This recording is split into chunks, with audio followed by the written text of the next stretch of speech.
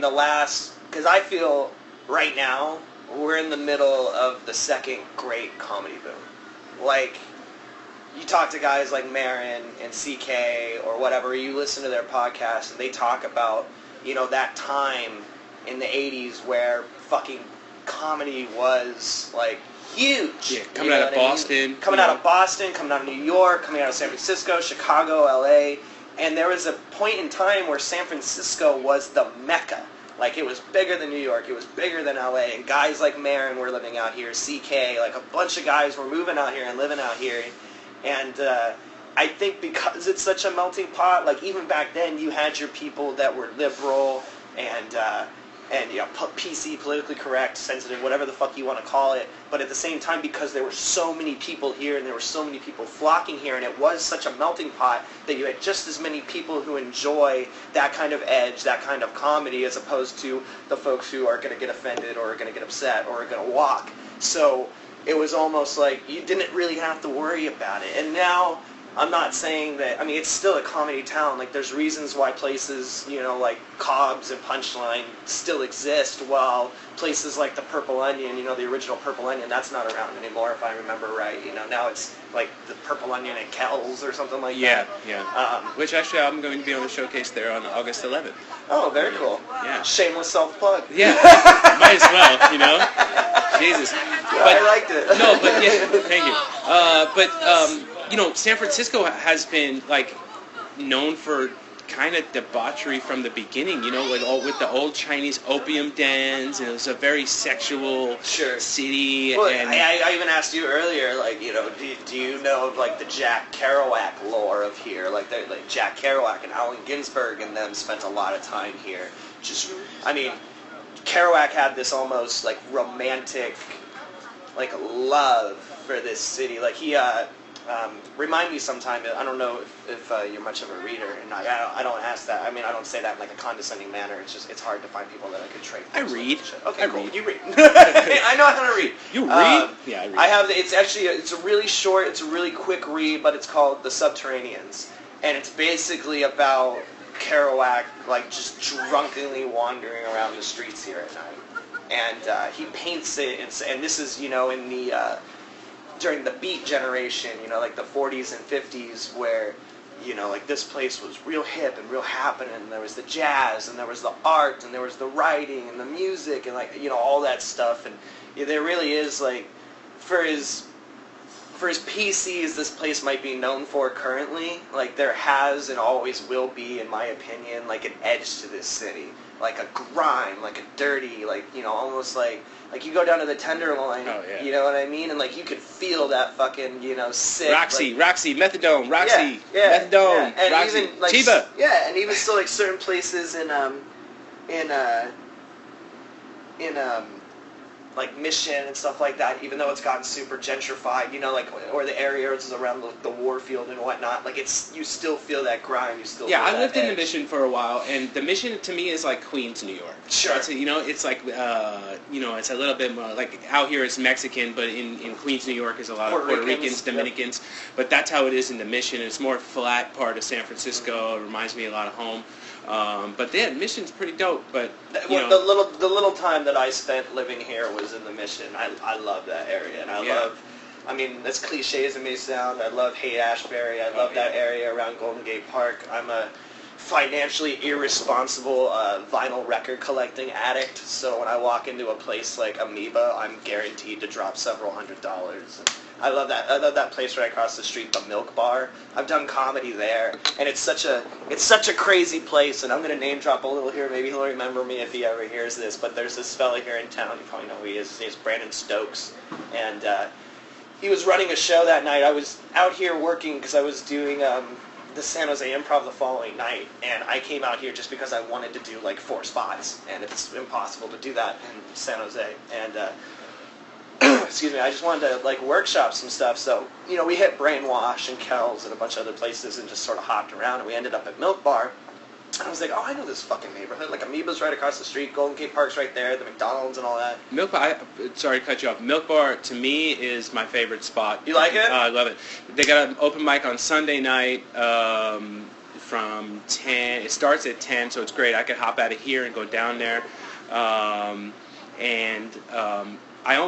I first moved out here... And that's more on, like, the west side, right? Yeah, it's down in Haight. It's down in the Haight district. To me, it's got a stage. It could be such a great room, but there wasn't many people there on Sunday night. I'll throw a plug in for Sean at the end of this podcast for that open mic, because I think if you're a comic in San Francisco... Sean who? I don't remember his last name. Okay. That's why I want to plug do it again. Yeah. Sorry. Where I can do it right. Sorry, not Sean. It's Lamar. Okay. And his last name is with like a SH, so that's why I got Sean there. But I'll plug it at the end of the show. But anyway, it's 10 o'clock on Sundays at the Milk Bar. But it's just such a cool spot. And if you're a comic in San Francisco, what are you doing on a Sunday night that you're not down doing a spot there? I mean, it's in the coolest part. It's one of the coolest parts of the city. It's a really cool bar. It's a cool bar. It's got a great stage, great host, and the only thing about you should be there. When I was there, there was a healthy amount of people there. It was packed, but the way it's set up. Was it a showcase or an open mic? It was a mic. Oh, okay. But the way it was set up was, you have that huge fucking back area with the stage, like you were talking about, which is rad. Like, any place that has a fucking stage and a sound system, I'm like, fucking rad, like, being eye level with people, unless you really kind of set the room up and make it conducive for comedy, it's rarely a plus. Do you know who Connor Marshall is? No. He also, I think he hosts an open mic or a showcase down there. I did it the night he did it. He's always wearing a jumpsuit, or looking like he's always working on a car, or he just got caught by ISIS, But he's jumpsuit, cool. Like one piece. Yeah, like a zips one up jumper. from the waist yes, up. exactly. Okay. He's cool as fuck. Any special colors or just? All different. The other night I was like, he's so got he a closet. exclusively dresses That's in all. jumpsuits. Yeah, he's like the Johnny Cash of jumpsuits. He's got like a Clockwork Orange thing going on. Yeah. Is that why it's called the Milk Bar? No, I don't think so. Did I just make it like a weird clockwork? That would make sense though, right? You know what I'm talking about. Have you ever seen Clockwork Orange? I've seen it, yes. So you know what I'm talking about, the Milk Bar? Yeah. And if he wears jumpsuits? I Alright, I'm not going to remember that speed part. I through remember them running. It's been so long. I remember them Did they running wear around jumpsuits? with fucking when they raped the lady. Yeah, but didn't they wear jumpsuits? Maybe, the masks and shit, right? No, they had like the weird like makeup, right? So like the raccoon eyes and like the weird things. But they and were running around with dildos and stuff. Dildos. Well, funny story. I read the book, but I've never seen the film because I have a really hard time with rape scenes. Yeah, that's a. I can't do it. One time I saw. I went and saw that original Hills Have Eyes movie with a bunch of my buddies, and in that first like half of the movie where, if I remember right, the dad's being burned, and it's like a family and they're on a vacation or whatever, and then they get stranded in the middle of fucking nowhere. And the dad is like, this is all happening at the same time. The dad is burning at the stake while they're raping the daughter, and then they shoot the mother in the fucking face, and then they're pointing the gun at the baby as they're fucking raping. Like, they're literally like pig roasting the daughter. And I got up and was like, I can't do this. And I started like walking out of the room. All my friends were like, like made me sit back down. But like it's just an example of how I can't handle fucking like visual rape scenes. I can't do it. Like, I've seen some fucked up shit in real life. I can't handle visual rape scenes. And if anybody who's seen Clockwork Orange knows, literally within the first few minutes of that film, there's someone getting raped. It's disturbing. By several men. So I immediately turned it off because I tried watching it. I want to say I was a sophomore in high school or something like that. Yeah. And within the first few minutes, I was like, nope. Yeah. It is. Who's the actor in that? Fuck if I know. Yeah. Anyway, I wish. Because I believe it's a British film, and beyond Monty Python, like my British knowledge. I remember just listening to Opie and Anthony, and they always had played the clips from it. It's like, try the wine. Mm-hmm. It's like they ring the doorbell. It's like, that's the part where I think they go to dinner with the family before they rape them. I've literally only seen the first few But anyway, it's a crazy movie. It's like it's considered one of the best films ever made, right? Yeah, and I'm sure one of these days I could get real drunk off whiskey and just like stomach it. Casablanca? Yeah, like the best films ever made. Okay, I'm gonna sound like a real fucking piece of shit right now. I've never seen that movie. I consider myself a huge film buff, but the kind of film buff who like will sit and quote like the entire Scorsese filmography and try to act like I'm smart, but when it comes to like older classic movies like that, like it's almost like they kind of go hand in hand. Like I like the old like James Dean movies and Humphrey Bogart and Audrey I'm a Hepburn. huge film fan. Oh, me too, man. Obviously, it's my goal to be in film. But I'm Do you want to like do the whole thing, like write, direct, produce, like the whole fucking? Well, I deal, never or do you thought have I could any, write. I want to direct because I'm more of a visionary, I believe, and I never thought I could write. But recently, I've just been sitting down and writing. It kind of just flows.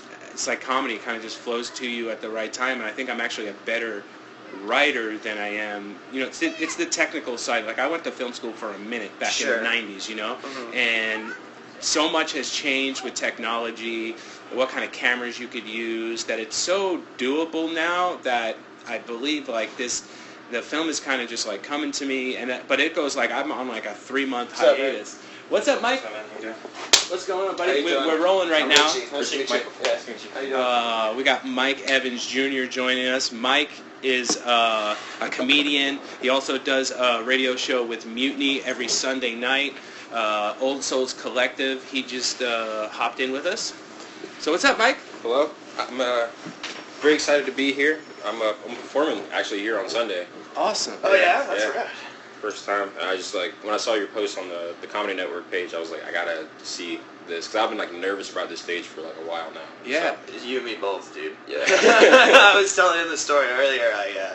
This was the very first place, almost 10 years ago to the day, where I saw my first live comedy show. Well, so for me, it's fucking cops, dude. Yeah. And it's full circle. You know what I mean? The fact that I'm actually got a little emotional when I walked in, and I was like, no fucking way. yeah, it's fucking insane, dude. Well, I love that you guys are here. Thanks for joining us. We were just talking about film. Obviously I met Dre D. Yeah. Down at, which he's going to be on my podcast sooner or later. He's a film student, but we were talking about the movies, the greatest movies ever made, like Casablanca, and also, have you ever seen Clockwork Orange? I haven't. Oh, it's we were talking about that's a rape scene in there, and it gets very fucking rapey. I can't handle rape scenes. I don't know about you. It's it's a rapey rape scene. It's not. You seen House Have Eyes? You ever seen that movie? No. Oh, there's that. So I don't want to repeat the whole fucking thing for listeners, but there's literally this scene, right? It's a family on vacation, and they run through the middle of nowhere, and there's these. It's basically the fallout of government nuclear testing. So there's all these hillbillies that are all it's fucking Chernobyl in America or some shit, right? So they're waiting. Long story short, these people get stuck in the middle of fucking nowhere, and they get fucking abducted by these fucking things, people, whatever you want to call them. So there's this scene, right, and this is all happening at the same time, where the dad is burning at the stake, and while that's happening, they're pig roasting the daughter, while they shoot the mother in the face, and then they're pointing the gun at the baby, and at this point I'm like, I'm out, and my friends are like, no, sit down, they're grabbing me, I'm like, no, I can't fucking handle it, that's why I've never seen Clockwork Orange, man, was because I thought you were talking about the rape scene in Clockwork Orange. No, this is a completely separate movie, yeah, that's why I've never seen Clockwork Orange, is because within the first, literally the first few moments of that fucking film, a chick's getting gang raped, and I'm just like, nope, boom. And it's old English style, too, they're all in, suits and dancing around with, fucking... They got canes. Yeah, it's a real creepy rape scene. But it's supposed to be one of the best films ever made. Well, and I was saying to you, one of these days I'm sure I can just get real drunk on whiskey and just muscle through that fucker. Yeah, just so I can say yeah, I've seen it. Have you seen Two Girls, One Cup before? Yeah. Okay, you can watch it. I don't know, that's the same thing. They're eating shit voluntarily. Yeah. They're shitting into each other's mouths voluntarily. One's real, one's fake, That is true. I'll give you that. Okay, you know what? That's what I'll go in there with. I'll just be this isn't real.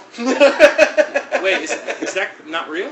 Two Girls, One Cup? Yeah. Oh, no, that's the point. Yeah, that shit's real. That's Brazilian shit, right? That's Brazilian porn right there. Is that what it was? Yeah, they're Brazilian, I believe. And it's been a minute since I need to watch the thing about that video that'll never escape me, that will always be burned into the back of my mind, is the way that those women's assholes dilated. They literally go from dimes to soup cans, and then boom, back to dimes, and they just drop these huge loads. And that was my whole thing during this entire time, was as I'm getting disgusted, I'm getting fascinated at the same time. I'm like, how? They were in shape women, and they were dropping. They looked like they hadn't shit in a week and a half. And I remember the shit being very smooth. Yeah, they're dropping a load notes fucking bigger. Mr. Softy. Yeah, yes! Yeah. It almost Do you think looked they like prepped frozen for it? yogurt. Do you think yes. they prepped for it? Like they? I don't know, but or that was that another just was reason like a why spontaneous thing. They had to, because like coffee and like burritos. I feel like there's, you know. Well, then it some, would- shots of would've been different, espresso and cigarettes. Yeah. Like,